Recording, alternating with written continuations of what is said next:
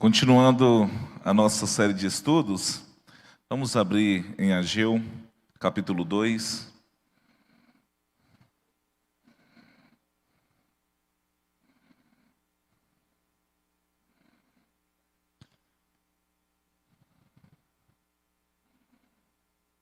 Ageu, capítulo 2, versículo 1 ao versículo 9. Ó Pai, já estou usando a garrafinha desde o dia que eu ganhei, fazendo propaganda aí. Presente bacana das meninas, né?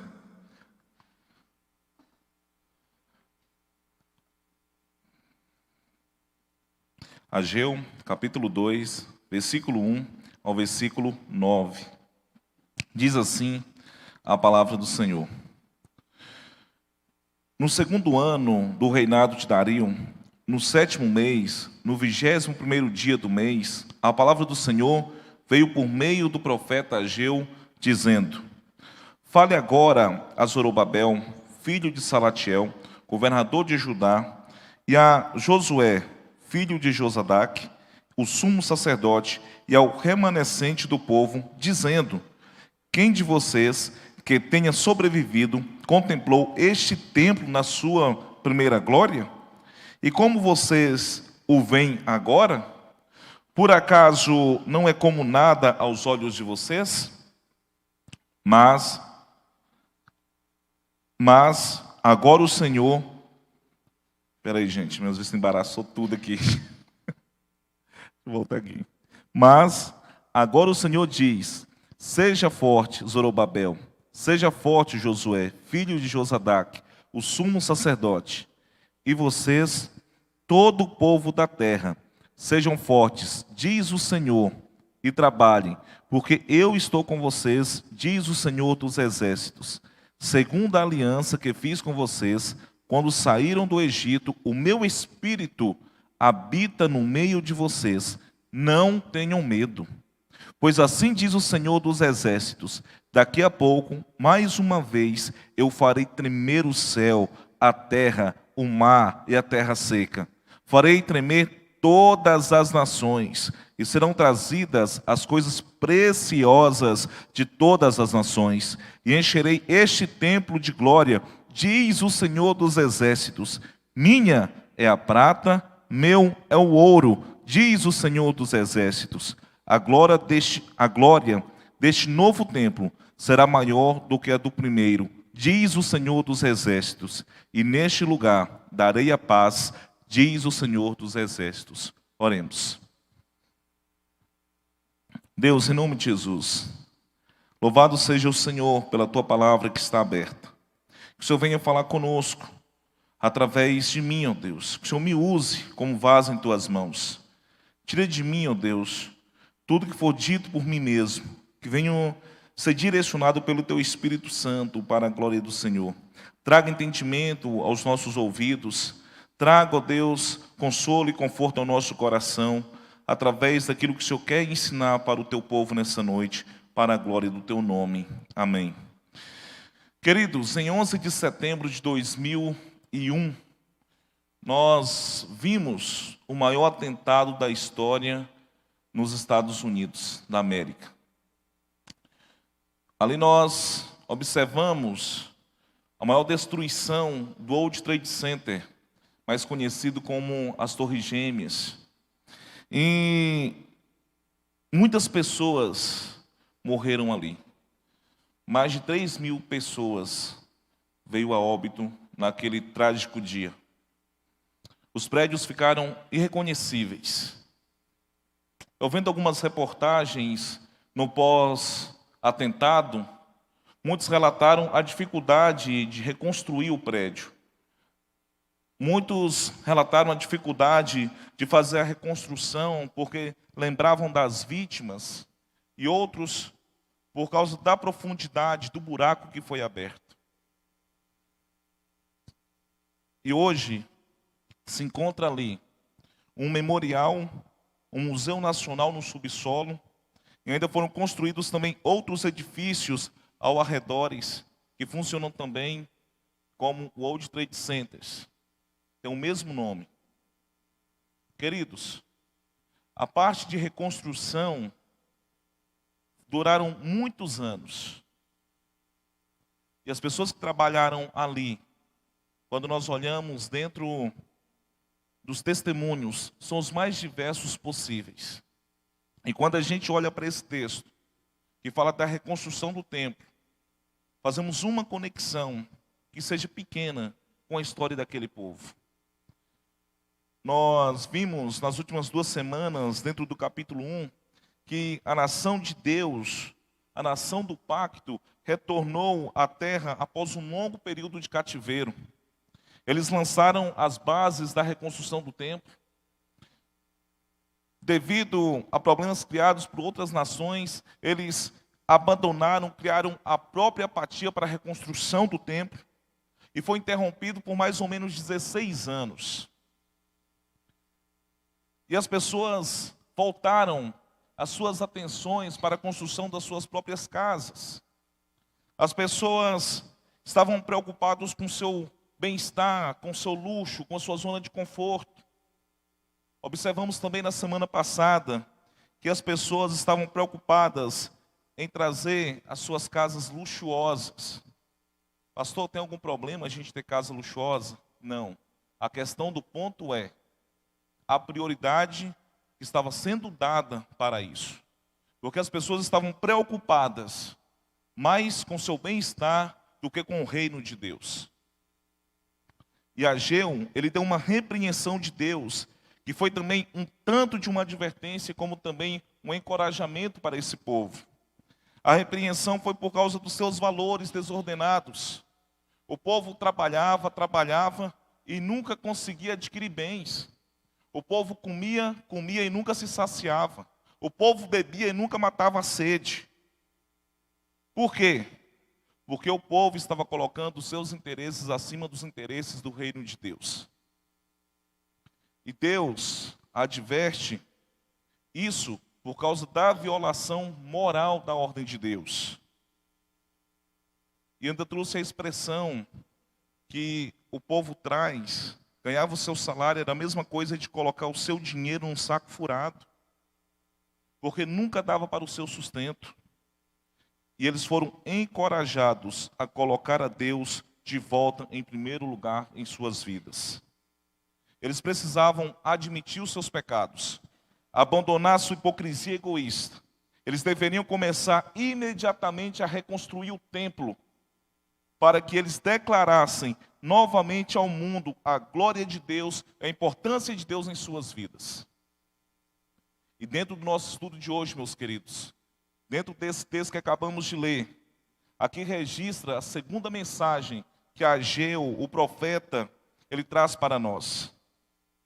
E ele traz essa mensagem justamente no 21º dia do 7º mês, quase um mês inteiro após o início da reconstrução do templo. A resposta do povo à primeira mensagem de Ageu foi positiva e foi imediata. O povo foi com todo vigor para reconstruir o templo.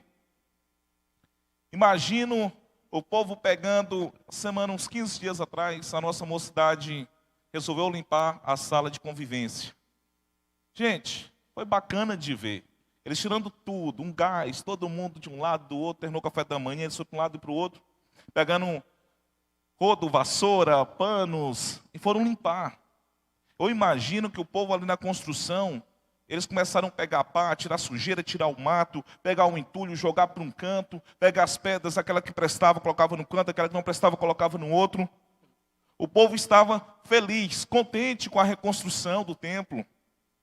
Eles queriam organizar uma ruína que já havia mais de 60 anos que estava abandonada, sem auxílio mecânico.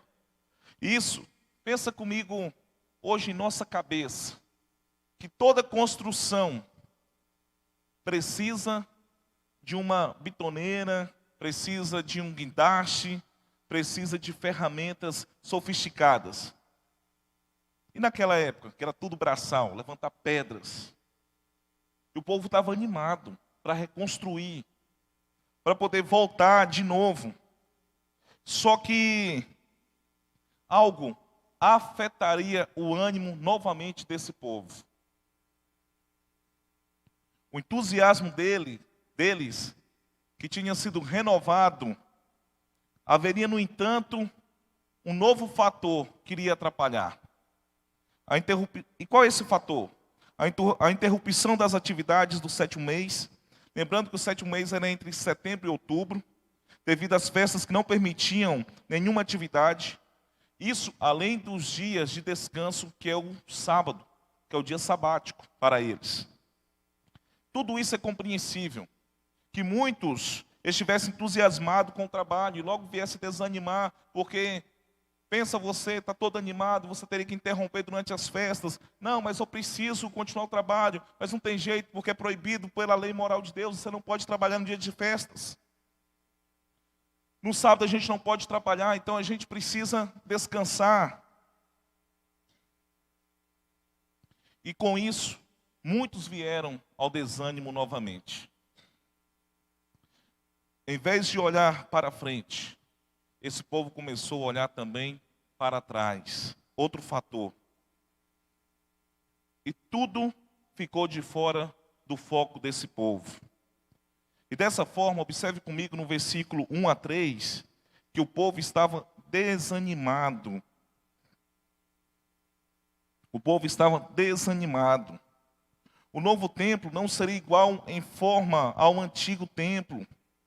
Olha só, fazia cerca de 67 anos desde que o templo de Salomão foi destruído. Aqueles que eu tivessem visto seriam bastante idosos. Então, aqueles que eram bebês ou crianças até 586 antes de Cristo, não sabiam ainda como que era o templo antigo. Mas os mais idosos sabiam como que era esse templo e lembravam desse templo. O templo de Salomão, meus queridos, era uma estrutura magnífica. Nem se compara a essa que hoje nós temos aqui em São Paulo, né? Acho que é em São Paulo, que aquela mega igreja construiu.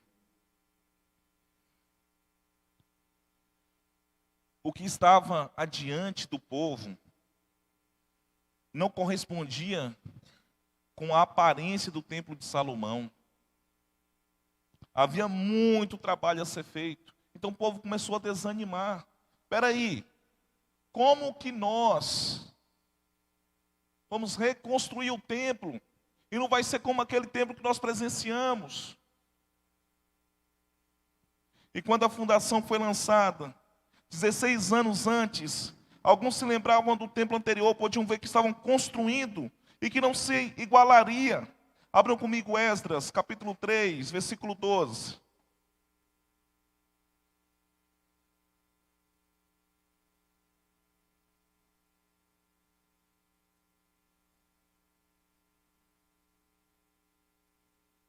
Esdras 3, 12.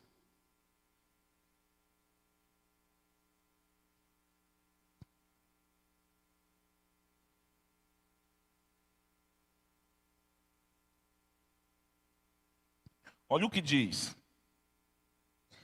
Esdras 3:12. Porém, muitos dos sacerdotes, levitas e chefes de famílias, já idosos, que tinham visto o primeiro templo, choravam em alta voz, quando diante de seus olhos foram lançados os alicerces deste templo. Muitos, no entanto, levantaram as vozes com gritos de alegria. Ou seja, enquanto outros choravam, outros davam gritos de alegria. Queridos, o entusiasmo inicial daqueles que não tinham visto a antiga estrutura começou a diminuir também, porque o povo começou a desanimar. Isso foi apenas algumas semanas após a retomada das construções. E aí o povo começou a querer voltar às tentações de seus bens, da sua zona de conforto, queria abandonar a construção do templo novamente, queria voltar a viver aquela vida de pecado, colocando Deus em segundo lugar. Embora isso seja trágico, queridos, essa atitude não é incomum. Por quê? Nossa natureza humana caída facilmente também se encanta e perde de vista os nossos objetivos espirituais.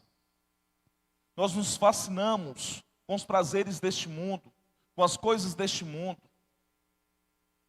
Nós nos fascinamos com o conforto que o mundo nos dá. Esperamos resultados rápidos, imediatos. As coisas que nos deixam apáticos, para começar, fazem falta. E quando as coisas então começam a exigir muito esforço de nós, o que nós fazemos? Isso está muito difícil, pastor. Nem estou fora. Toma aqui, não vou ficar. Quando as coisas para o reino de Deus tendem a ficar difícil, a primeira coisa que nós fazemos é desistir. Quando as coisas para o reino de Deus começam a ficar difícil, nós tendemos a desistir. Isso agrada o coração só de uma pessoa, só de um ser, Satanás. Ele adora ver o povo de Deus desanimado. Ele adora ver as coisas de Deus dando errado. Ele gosta de ver o nosso coração desejando as coisas materiais, o nosso conforto. Ele gosta de ver a nossa fraqueza vindo à tona. E nós precisamos voltar para o foco, colocar o joelho no chão e nos arrepender. Eles estavam comemorando o dia de festa bíblica. Era o 21º dia do 7º mês, que era a celebração da festa dos tabernáculos. Não precisa abrir, Levítico 23, 34 a 44, relata sobre essa festa. Durante esse tempo, as pessoas ficavam em cabanas feitas de galhos e folhas para se lembrar da peregrinação pelo deserto e da bênção do Senhor durante o tempo em que eles estavam em desesperança. Queridos, essa festa era um tempo de reuniões especiais para adoração e sacrifícios. Isso seria um momento de alegria e gratidão a Deus. E quero relatar aqui que quando Jeremias traz essa mensagem para o povo, dentro desse capítulo, que é a segunda mensagem que ele traz, este foi o último dia do festival. No entanto, para eles, no tempo de Ageu, este foi um tempo de pobreza. A maldição permaneceu por sua apatia. A terra, o gado e o trabalho de suas mãos não davam mais aquilo que eles precisavam. Seu desrespeito por Deus e a sua adoração cobrou o seu preço, ou seja, a conta chegou. A temporada destinada a oferecer ação de graças traria a mensagem diante deles de maneira muito desconfortável e dolorosa. Portanto, meus amados, o que o povo precisava saber, e isso vale para nós, é que o valor do serviço não deve ser determinado pela comparação com os outros, mas conforme a vontade de Deus. Lembra que o povo estava comparando o antigo templo com o novo templo que seria construído? A vontade de Deus para eles era construir este segundo templo. Isso precisava ser o ponto de foco desse povo, o seu alvo, e não era o que estava acontecendo. O povo precisava voltar sua mente para reconstruir. Mas, Senhor, não vai ser aquele tempo magnífico. O que importa é minha vontade. Eu sou soberano sobre todas as coisas. Eu que determino. Eu que faço. Eu que digo. E nós, como criaturas, precisamos obedecer ao nosso Criador. Então, para renovar nossa comunhão com Deus, o povo precisava retomar os trabalhos, buscando não ao saudosismo do antigo templo, mas sim fazerem tudo de acordo com a vontade de Deus. Eu já dei vários exemplos aqui. Já falei do meu Peugeot, que eu já comprei sem a permissão de Deus. Mas quando a gente faz algo que não é da vontade de Deus, que a gente não ora, que as coisas começam a dar errado em nossa vida, e a gente vai, Senhor, por que o Senhor permitiu isso? Espera aí, meu filho. Você orou? Você me perguntou? Porque nós somos imediatistas. Senhor, eu quero aquele carro. Vai ser ele. Beleza. Queridos, nós precisamos agir conforme a vontade de Deus. E Deus, Ele faz tudo no tempo dEle. Versículo 4 e 5, nós vemos que a esperança e a força podem ser encontradas nas promessas da aliança de Deus.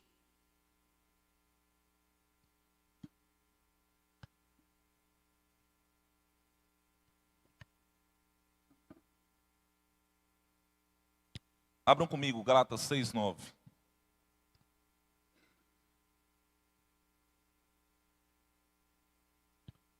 Versículo 4 e 5. Vemos que a esperança e a força podem ser encontradas nas promessas da aliança de Deus. Quem abriu Gálatas 6:9, leia em voz bem alta, por favor.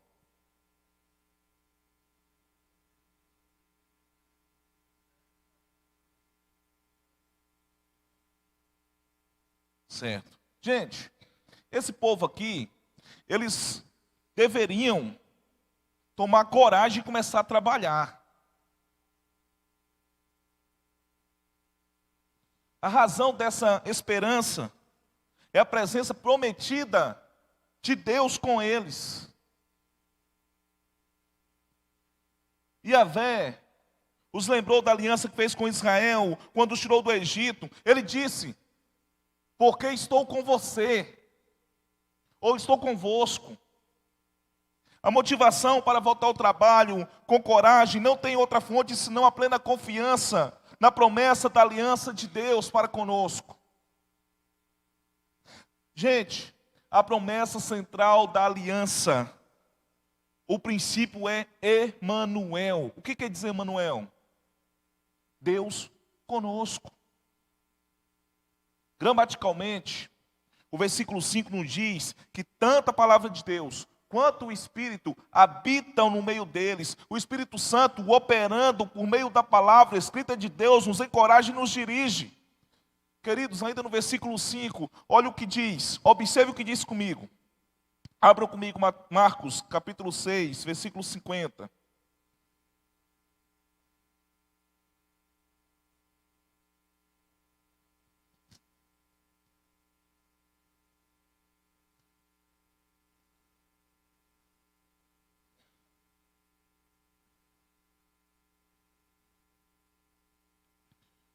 Olha o que diz o versículo 50 de Marcos 6. Pois todos viram Jesus e ficaram apavorados. Mas Jesus imediatamente falou com eles e disse: coragem, sou eu, não tenham medo. Há um paralelo aqui interessante entre a exortação de Ageu e o que Jesus está dizendo. Tenha de bom ânimo, não tenha medo, sou eu que estou com vocês. Se o exílio aparentemente tinha anulado a aliança, agora o povo era certificado de que Deus estava com eles em espírito, como estivera durante todo o Êxodo, conforme Êxodo 29:45, o meu espírito habita no meio de vós. Mesmo se o verbo tivesse aqui no passado, o habitou, também está certo, porque o particípio hebraico aqui, que denota uma ação contínua, engloba tanto o passado como o presente. Deus estivera, mesmo no desastre aparente, e fazia sua presença ser notada no momento em que eles se arrependiam. Irmãos, não tema. Não tema. Por causa da sua promessa, por causa da sua presença, por causa da sua palavra, não há necessidade de termos medo. Ageu, capítulo 1, versículo 12, o povo foi instruído a temer. E Ageu, no capítulo 2, versículo 5, eles foram instruídos a não ter medo. Em cada casa que o objeto de medo é diferente. Eles deveriam temer a Deus no sentido de temê-lo com reverência. Não deveria temer que ele iria deixar de cumprir suas promessas, se eles o colocarem em primeiro lugar. Ele os fará prosperar e tornar o seu templo glorioso. Queridos, embora a estrutura física do templo não poderia ser tão gloriosa, tão grandiosa, quanto foi derrubada por invasores aquelas gerações atrás. Mas Deus faria um templo glorioso e grandioso. Irmãos, até aqui nós aprendemos que para renovarmos a nossa esperança, a nossa comunhão com Deus, é com base no fato da sua presença. E Deus emite aqui 3 imperativos para as pessoas que manterão o foco no trabalho em mãos. Primeiro, sejam fortes. Trabalhem e não tenham medo. Sejam fortes. Trabalhem e não tenham medo. A consciência de Deus afeta tanto as atitudes como as ações. A primeira ordem, seja forte, ocorre 3 vezes. Aqui pessoalmente a Zorobabel e Josué, e depois a todo o povo. Refere-se aqui à força mental e não à força física. É a ideia de você ser corajoso, você ter coragem. Essa atitude não é expressão de autoconfiança, mas na fé da presença de Deus que está com você. E o que garante o sucesso não somos nós, mas a presença dele que está conosco todos os dias. O segundo comando era trabalhar. Eles deveriam ser praticantes da palavra. Deus esperava que eles agissem em resposta à sua promessa. Eles esperavam que eles ouvissem aquilo que Deus estava dizendo através do profeta. E o terceiro comando foi uma proibição contra o medo. Invariavelmente, quando Deus disse ao seu povo para não temer, é quando o povo está em circunstâncias perigosas ou ameaçadoras, em situações adversas. Deus diz para o seu povo não temer, mas o povo tem o direito e às vezes teme. Mas a fé que temos em Deus, uma resposta natural de não termos medo. E quando tememos a Deus é por questões de reverência. Queridos, temer a Deus, ou estar ciente de sua presença, dissipa-se todos os outros motivos para temer, porque nós devemos concentrar-se no Senhor. Porque quando nós concentramos no Senhor, todo o resto se obscurece. Devemos concentrar o nosso foco no Senhor. O povo remanescente, meus amados, precisavam renovar suas esperanças. Versículos 6 a 9 nos revelam que Deus estava prestes a realizar uma grande obra. Confira comigo o versículo 6. Vamos ler novamente. Versículo 6. Pois assim diz o Senhor dos Exércitos, daqui a pouco, mais uma vez eu farei tremer o céu, a terra, o mar e a terra seca. Ou seja, haveria aqui um grande abalo, um terremoto, abalos sísmicos.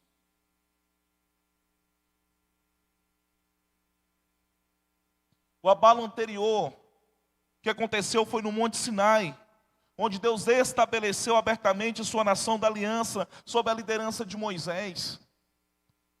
A entrega da lei no Monte Sinai abalou o mundo. Deus, o Criador, revelou-se amorosamente àqueles que chamou para fora do Egito, para torná-los uma grande nação. Queridos, no Monte Sinai, os planos de Deus para o tabernáculo foram apresentados. Esse projeto foi também usado para o Templo de Salomão, algumas gerações depois. A estrutura de adoração foi prescrita pelo próprio Deus. E tudo isso antecipadamente, direcionando para o sacrifício daquele que viria na cruz do Calvário, que era o nosso Salvador Jesus Cristo. Porque ele suportaria os horrores dos nossos pecados. Ele suportaria a culpa e pagaria a penalidade das nossas iniquidades em nosso lugar. O primeiro templo foi glorioso, porque quem foi o arquiteto? Foi o Lucas? Não. Foi o próprio Deus. E quem construiu foi Salomão. Salomão era o homem mais sábio, mais rico. Mobiliou tudo, decorou tudo. Sua adoração foi iniciada pelo fogo do céu dado do altar. E representava a presença de Deus dentre o povo. Mas ainda estava por vir um abalo que seria ainda mais revolucionário. A era vindoura do Messias. Muitos nas nações gentias também adorarão o Deus verdadeiro. A aliança da graça de Deus será ampliada além de apenas Israel. As nações que então se opunham à obra do reino farão parte dela. Hebreus capítulo 12, versículo 26 diz: naquele tempo a voz dele abalou a terra, mas agora ele promete dizendo: mais uma vez eu farei tremer não só a terra, mas também o céu. Queridos, toda a oposição será abalada por Deus. Ele vai abalar o mais formidável dos nossos inimigos. Ele afastará os mais formidáveis dos obstáculos intransponíveis. Os próprios céus, terra, mares, terra seca, nações serão movidos pela poderosa mão de Deus.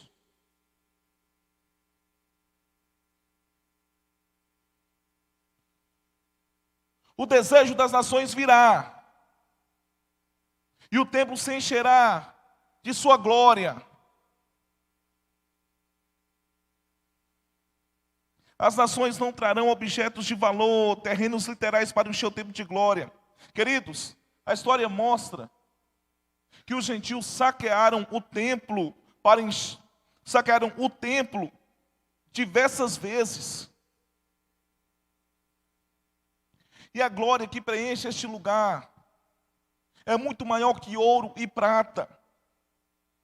Porque o nosso Criador, ele já é dono do ouro e da prata. O desejo das nações que chega ao templo é o Messias prometido. A glória do primeiro templo de Salomão foi a presença simbólica de Yahvé. Era a sede visível de seu reino terreno. A glória do novo templo é a presença pessoal do Messias, Jesus Cristo.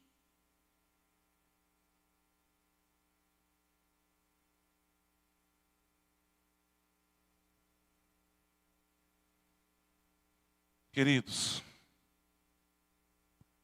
este abalo, tanto falamos aqui, ele não termina com o alvorecer da nova era do reino. Este abalo continuará até que todas as coisas sejam colocadas sob os seus pés, no momento do julgamento final. Enquanto isso, os eleitos, o povo da aliança, se regozijam com uma presença e glória do Deus da aliança no meio deles, que é a pessoa viva do Senhor Jesus Cristo, o Messias. Nós já desfrutamos da presença dele em nosso meio. E o versículo 9 diz que neste lugar Deus trará a paz.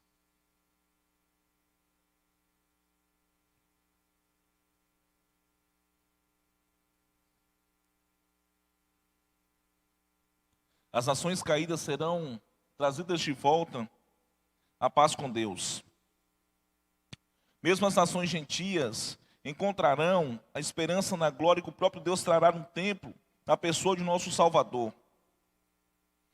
Abram comigo Efésios capítulo 2, versículo 11 ao versículo 16. Efésios capítulo 2.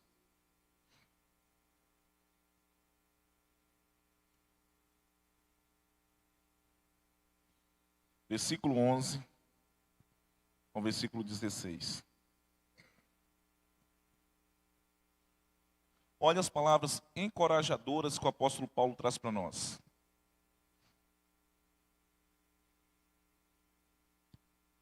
Portanto, lembre-se de que no passado vocês eram gentios na carne, chamados incircuncisão por aqueles que se intitulam circuncisão, que é feita na carne por mãos humanas. Naquele tempo, vocês estavam sem Cristo, separados da comunidade de Israel e estranhos às alianças da promessa, não tendo a esperança e sem Deus no mundo. Mas agora em Cristo Jesus, vocês que antes estavam longe, foram aproximados pelo sangue de Cristo, porque Ele é a nossa paz. De dois povos, Ele fez um só, e na sua carne derrubou a parede de separação que estava no meio, a inimizade. Cristo aboliu a lei dos mandamentos na forma de ordenanças, para que dos dois criassem em si mesmo uma nova humanidade, fazendo a paz. Esta é a maior glória que ainda estava há muitas gerações daqueles que construíram sobre esse novo fundamento. Eles podiam ver que o que eles fizeram não correspondiam exatamente com o templo de Salomão. No entanto, a presença do Redentor e o trabalho que eles cumpriram ao trazer os sacrifícios e os rituais para o propósito pretendido, tornariam este novo templo ainda mais glorioso, porque esse templo receberia a presença de Cristo. E hoje, queridos, aquela barreira que existia entre judeus e gentios foram derrubadas através de Cristo. Aqueles que vivem no reino de Deus na terra conhecem uma paz que o mundo não pode entender. Jesus disse lá em João capítulo 14, versículo 27, deixo-vos a minha paz vos dou, não vou-lo dou como o mundo dá, não se turbe o vosso coração.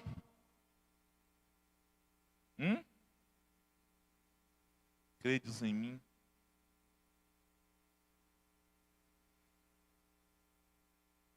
O povo estava desanimado, seu entusiasmo e rededicação estavam lutando para reerguer. Eles precisavam voltar seus olhos para o Senhor, para a sua palavra de promessa. Queridos, nós também fazemos isso quando ficamos desanimados. Nós não conseguimos, muitas vezes, levantar do sofá, bate aquela deprê. O senhor estava lá em casa semana passada, pressão lá nas alturas, um desânimo. Falei assim, bem, eu preciso dar um jeito, tomar uma vitamina, tomar alguma coisa. Tomei vitamina? Não. Eu entendi que eu preciso me fortalecer aqui. Lógico que eu preciso tomar os remédios que são necessários para a minha saúde. Mas quando eu comecei a estudar e a ver aquilo que Deus tem para realizar na minha vida, através de mim, como servo, que está muito aquém daquilo que Deus merece. Falei, Deus, me fortalece. Eu preciso que o Senhor me dê forças para seguir em frente. Porque é natural do homem se desanimar diante das circunstâncias, diante das dificuldades. E o Espírito de Deus trabalha através de sua palavra. Ele dissipa os medos que nós enfrentamos em meio aos obstáculos da vida. Ficamos desanimados quando decidimos acertar as coisas com Deus. Quantos de vocês têm planos que parecem impossíveis? Quantos de vocês aqui têm problemas que enfrentam, que parecem intransponíveis? Quantos de vocês acham difícil aqui vir na escola dominical domingo de manhã, acordar cedo, estar aqui 10 horas da manhã?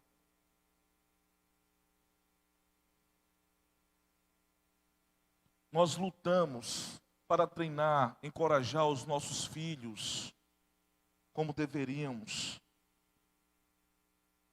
Em tudo isso, diante daquilo que a gente oferece, está muito aquém daquilo que Deus merece, por tudo aquilo que Ele já fez por nós. Domingo nós vimos aqui, irmãos, um testemunho lindo daquele missionário que está em Guiné-Bissau. Eu fiquei com vergonha de mim. Queridos, aquilo ali tem que nos impactar de tal forma. A gente tem que colocar nossa cara no travesseiro, chegar em casa, ajoelhar e falar: Senhor, me perdoe. Eu sou tão negligente com tua obra. Aquele testemunho daquela menina que sofreu tanto, uma pedra no ouvido, para não ouvir mais falar de Jesus. Se aquilo não nos impacta, o que vai nos impactar, queridos? O que vai nos tirar da zona de conforto? Nós queremos renovar nossa comunhão com Deus, mas não estamos dispostos a abrir mão da nossa zona de conforto.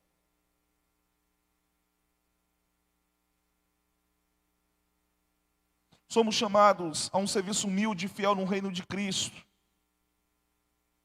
Devemos trazer o que Deus nos deu, nosso tempo, nossas energias, nossos talentos, embora simples, muitas vezes, as nossas ofertas que não são muitas vezes escassas. E em espírito de oração, os colocamos para trabalhar para a glória de Deus, para a edificação do seu povo. Precisamos confessar os nossos pecados. E precisamos confiar na obra agora consumada do nosso Salvador, para revestir a nós os nossos esforços com sua justiça.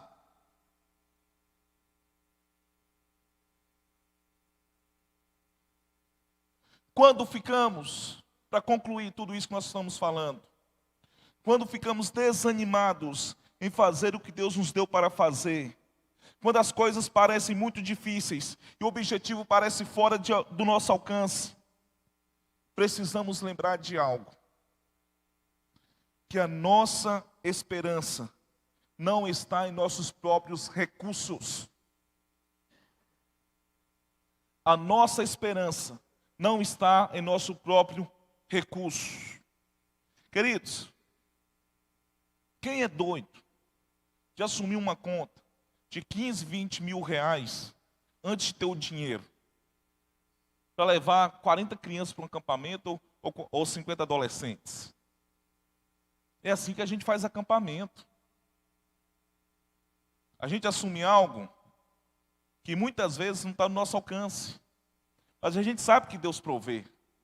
Vamos atrás de patrocínios e ofertas, ganhamos recursos e detalhe, a gente consegue ofertar bolsas para muitas pessoas que vão. Porque não é o nosso próprio recurso, nós confiamos na providência divina de Deus. E como você acha que esse pastor de Guiné-Bissau, ele trabalha? Como você acha que ele alimenta aquele povo, aquelas crianças? Esperando que a igreja o sustente? Glória a Deus, tem muitos irmãos que ainda sustentam. Mas conversa com eles para você ver se o sustento é suficiente. Se não é Deus abrindo portas, descendo um macaco ali para ele comer. É providência de Deus. Então nós precisamos lembrar que a nossa esperança não está em nossos próprios recursos.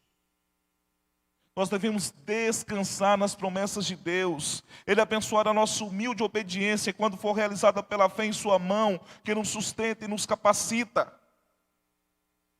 Ele abençoará os que nos parece ser um trabalho inferior, porque até mesmo o trabalho imperfeito de seu povo será abençoado por sua maravilhosa graça.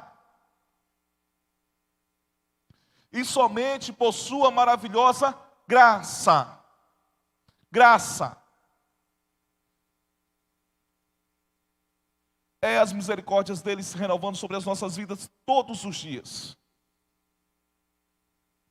É a sua graça, e somente pela graça, que nós conseguimos prosseguir nessa vida de um mundo caído que nós vivemos. Que todos os dias, ideologias e mais ideologias, violência atrás de violência, bandidagem atrás de bandidagem, terror atrás de terror, tentando nos assombrar todos os dias.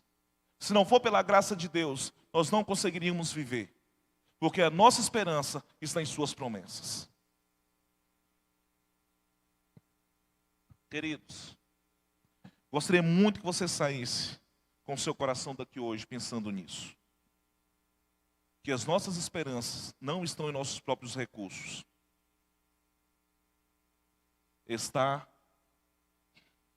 na presença de Deus em suas promessas. E tudo isso é somente pela graça dele. E vou dizer novamente, queridos, algo que eu já tenho dito aqui há muito tempo. A igreja está com lacunas abertas para vários trabalhos. Conexão Kids está precisando de vários professores. Já estava pouco. Uns 4 pediram demissão essa semana. Demissão assim, né? Entre aspas. Pediram para sair. Estamos precisando de professores para a escola bíblica dominical. Você vai ficar na escala uma vez por mês, às vezes uma vez a cada 5 domingos.